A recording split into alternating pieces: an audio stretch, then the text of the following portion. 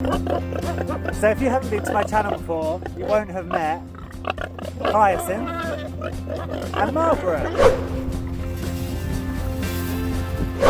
They're a rare breed, large black pig, and we've got 2 registered sows here, and our plan is to keep these until they retire, breed them and help progress that rare breed line with lots of little large black piglets.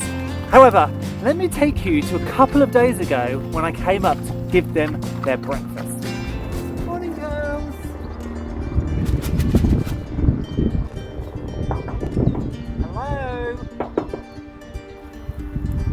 Hello? Hello? So, the pigs have escaped. And this is where they could be. This is a problem because this vegetation is taller than them. So how the hell am I going to find them?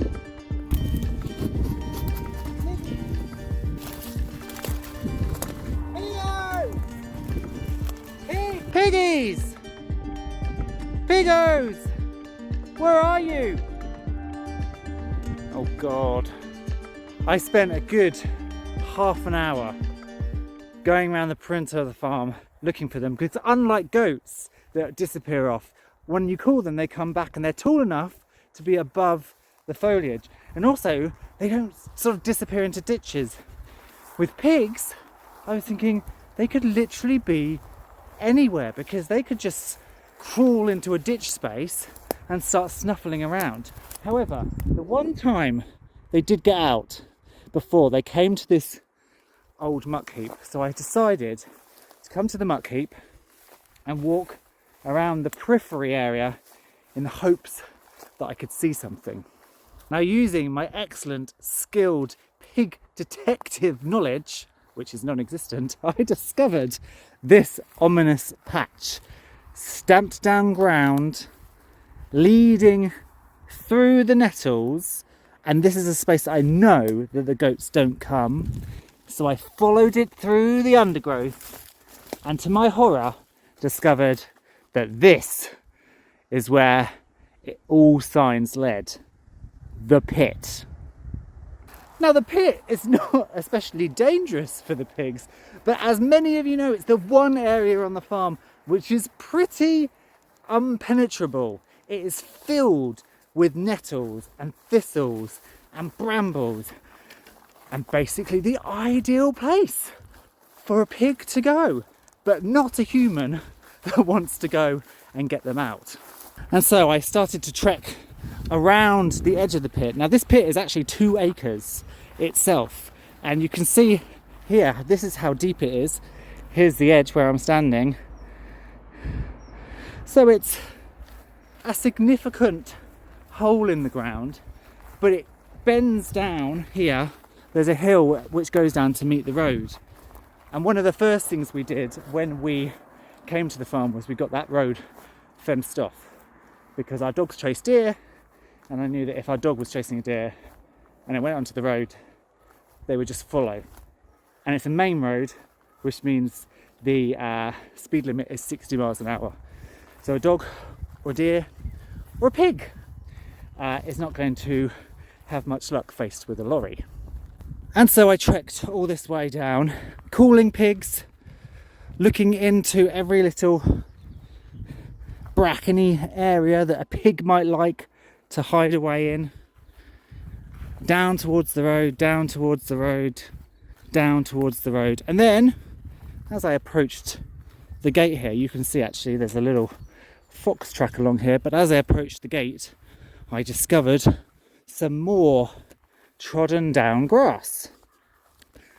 Aha! They must be in the vicinity. Once again, my expert pig tracking skills, I found disturbance of the soil that looked like trotters. So I know they had come this way. So I went back to the gate, and it was at this point when I really started to freak out. And that is because, as you can see, there is a lot of pushed down grass. This fencing was not here.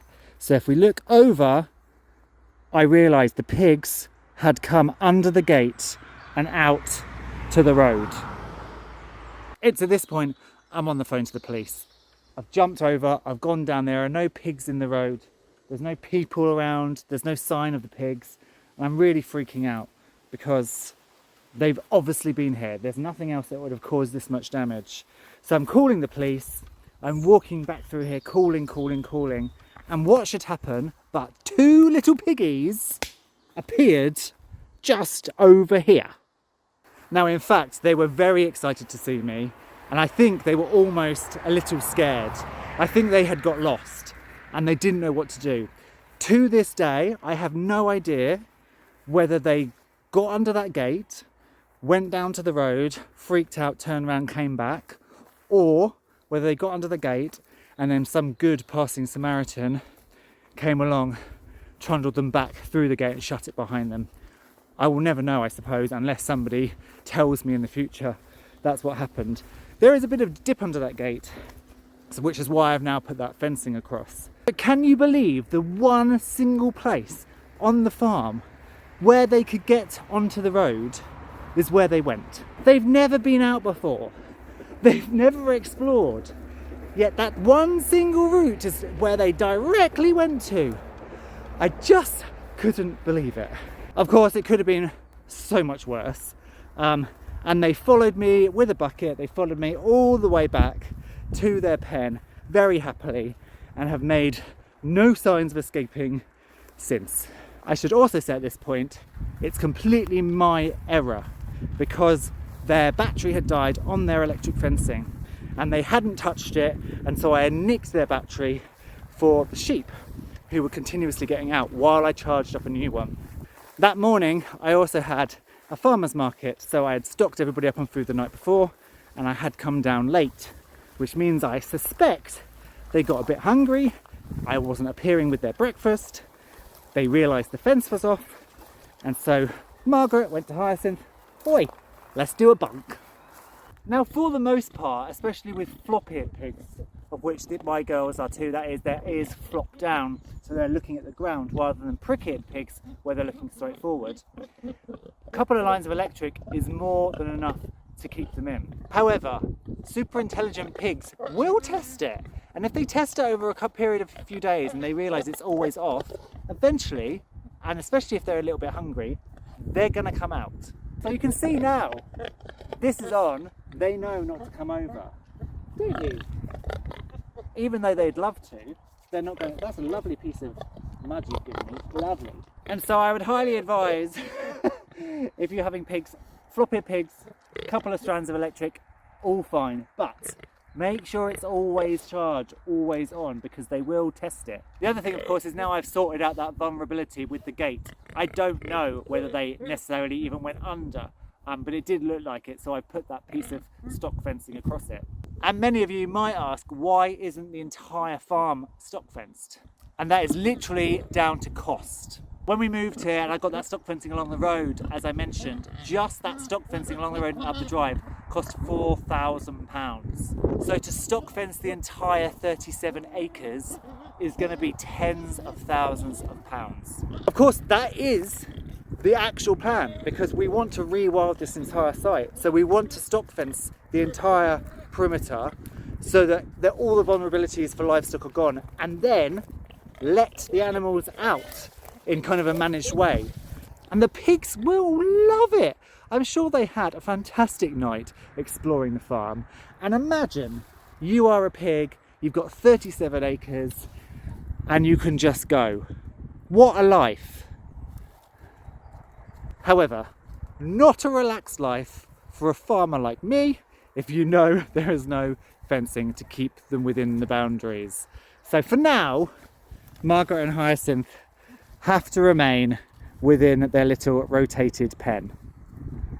Now, I do have plans to actually build a permanent pig pen, not to be used all the time, but just to be used at farrowing, because I realised that it would be a lot easier to have the pigs in a permanent pen with their pig arcs and their babies, so that when it comes to weaning, rather than have to take the babies out of the electric pen into a pen, I can just run the mums straight out. So our proper pen is going to be in this area, probably 4 or 5 posts away along widthways, and then here. So it's going to be a long rectangular pen. The market garden is just over there. This is the track that will lead up to the rentable bird hide that people come and rent and take pictures and stuff and photography of all the beautiful nature here. And then beside it will be the permanent pig pen. It'll also mean that come autumn, when we have our pumpkin patch here, this can all be cleared for our pumpkins, and I'll pick your own, and the pigs can move in to the permanent pen. And actually, that will be the sort of time we're looking to farrow anyway, so it'll be a good time to move them across. So all's well that ends well. It did give me a slight heart attack, especially when I realised they had gone down to the road and possibly under the gate. That's just something you never want to happen. But it's fixed, the pigs are fine, the gate the gate hole is sorted, and so we live to fight another day.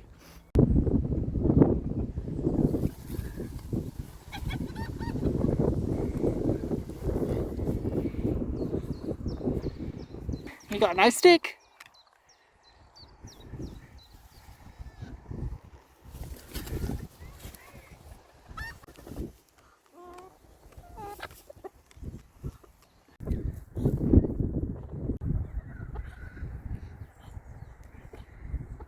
I finally moved my muscovies back outside. They were being kept inside with the khaki Campbells and the geese, but having had my khaki Campbell Drake be completely do nothing in terms of fertility last year, this year he has done everyone.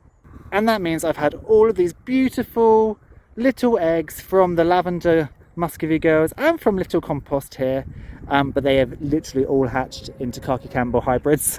So I've had to move the muscovies out, and to be honest, I think they will be a lot happier outside. We have 2 of our Emden geese outside as well.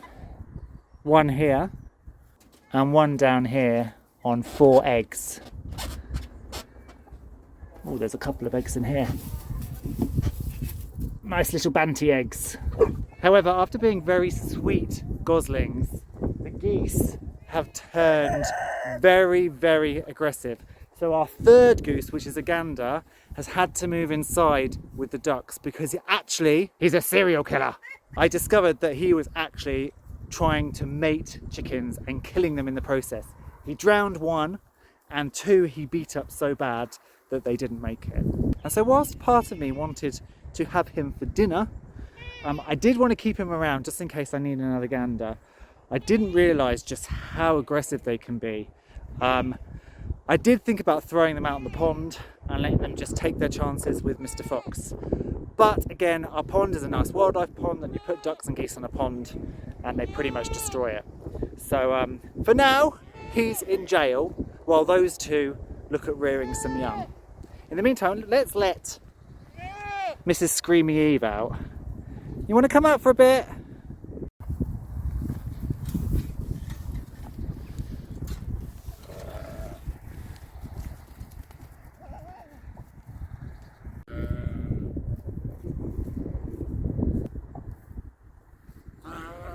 Now, I do believe that Eve is pregnant. She's been living with JJ since he came back in January, but she's got the most wonky udder. I don't know if we're going to get it on camera, but can you see on the left-hand side? Oh, Eve, let's go round here and look from the back. Her left teat, her left side, is really bagged up, and her right side not so much, although I must say today, looking a little better. Maybe it's starting to fill out. She's also got a little bit of mite damage on the back of her legs there, on her hocks. So I just need to slather that in a bit of pig oil. I found that pig oil just over kind of mitey areas is the best. She hasn't ever had it before. I don't know whether it's actually mites or maybe somewhere where she's sleeping in her pen. But we'll just put some pig oil on that just in case. But for now, we'll let the 2 of them just enjoy some late afternoon foraging.